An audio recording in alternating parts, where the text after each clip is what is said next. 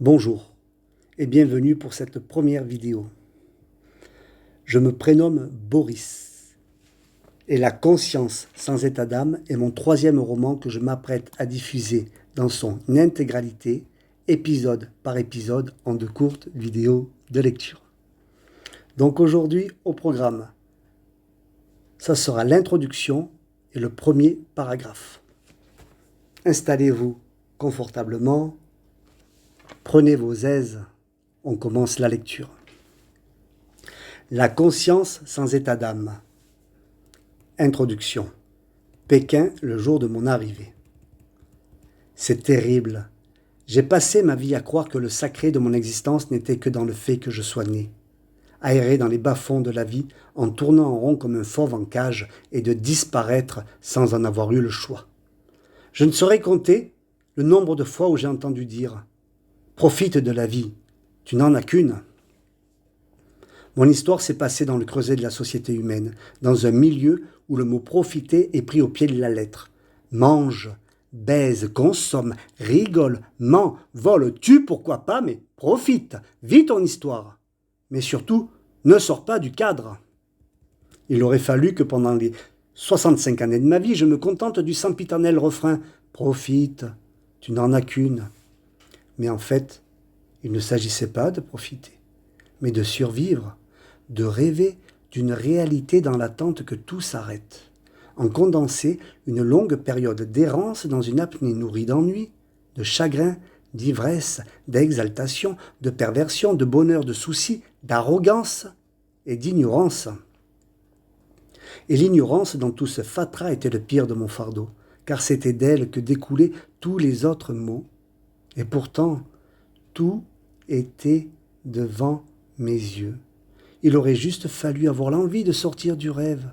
C'était bien ça le plus dur, sortir d'un rêve confortable qui me collait à la peau en travestissant l'illusion de l'esprit en une réalité tangible.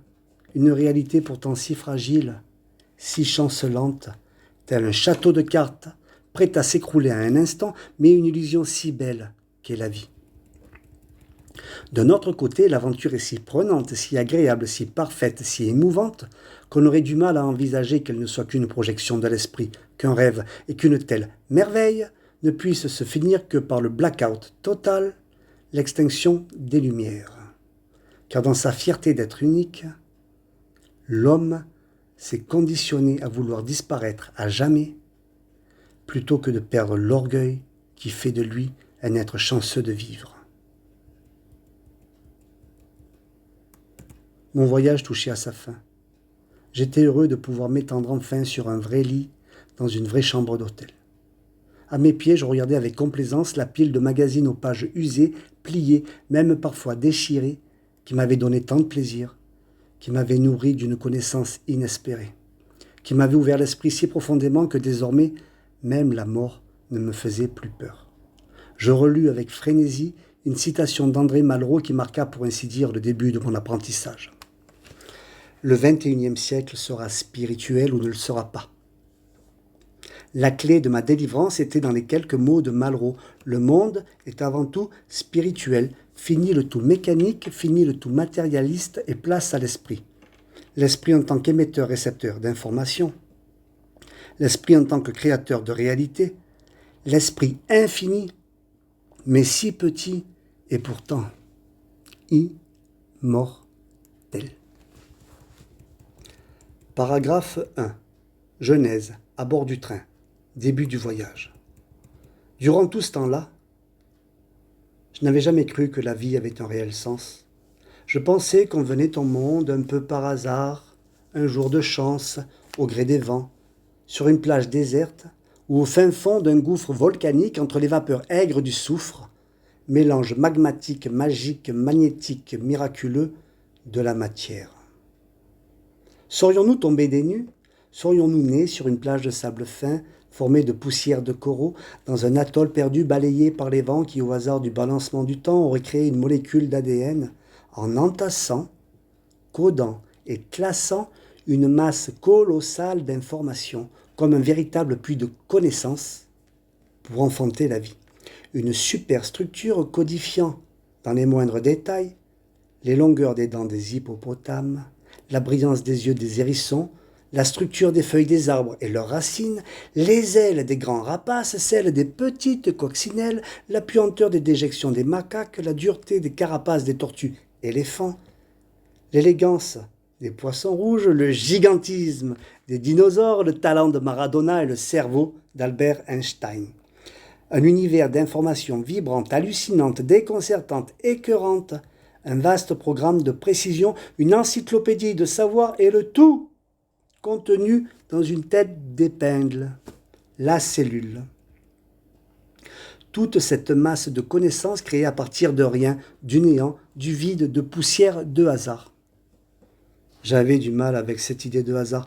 Nos vies, nos sentiments, notre intuition, nos architectures ultra précises viendraient donc du néant, de la chance, d'une probabilité improbable, ou je ne sais quoi. Serait-il raisonnable de penser que la matrice de la vie serait initialement entassée dans un seul point, figée pour l'éternité, en attente de son heure, dans l'espoir de conditions idéales, de variables inexplicables d'un brin de folie printanier?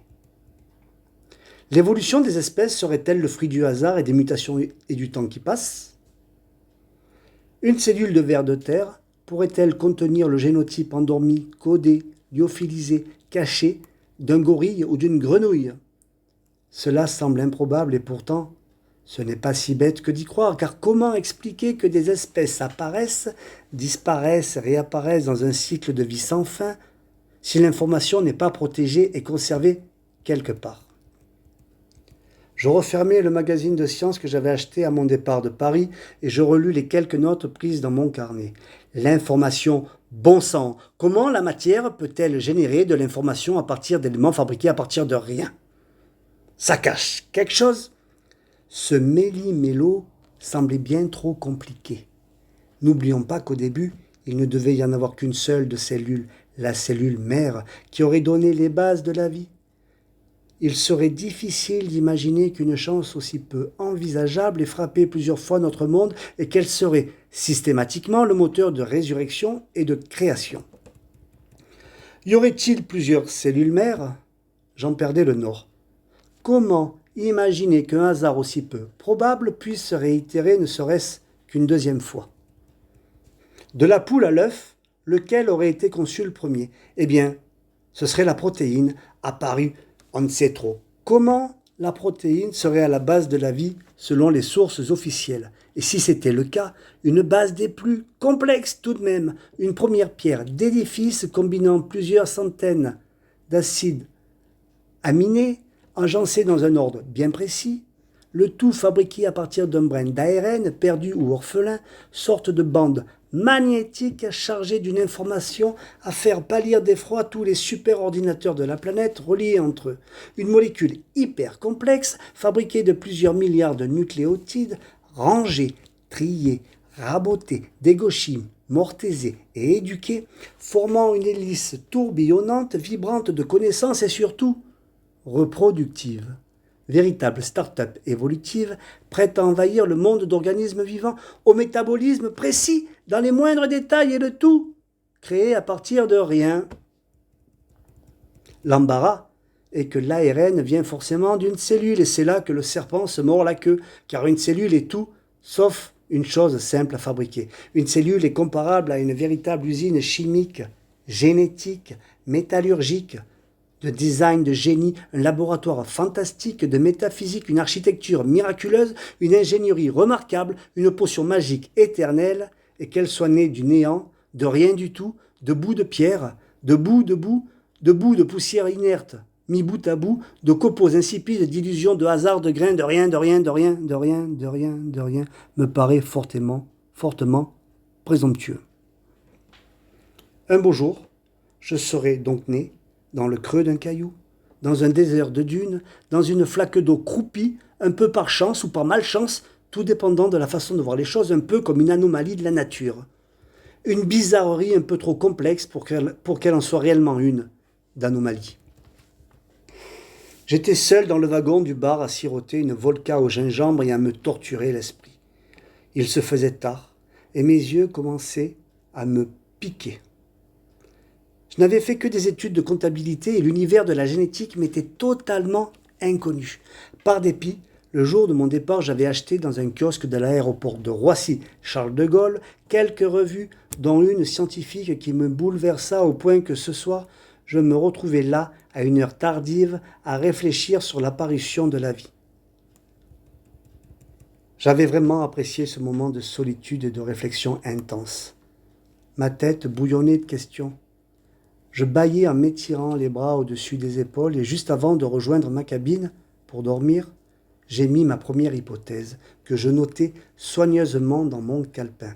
Dès le début de l'histoire, sortie de la matière, d'une manière hasardeuse, serait apparue une cellule orpheline, opérationnelle, reproductive, à l'origine de la première protéine garante du génome de la vie, d'une information plus ou moins silencieuse en attente de son heure.